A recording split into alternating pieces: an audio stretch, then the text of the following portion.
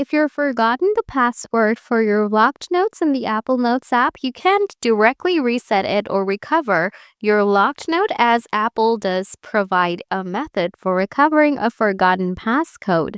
However, you can follow these steps to manage your locked notes. Solution 1. Reset all notes passcode. If you cannot remember the passcode and need to access your notes, you can remove the passcode altogether.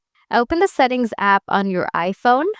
Scroll down, tap Apps, scroll down and tap on Notes, tap on Password, tap Reset Password, tap Reset Password, tap Use iPhone Password. Now, this will update your password based on your device password. That means that the note will be open only with device password. Now, here are tricks. All you can do here, enable Face ID. That means only Face ID will help you to unlock the Note apps. Now open the Notes apps. Try to put your Face ID or Touch ID. After that, you'll get access to your Notes app. By following these steps, you can manage your locked notes in Apple Notes. If you continue to have issues, consider letting us know in the comments. Thanks for watching.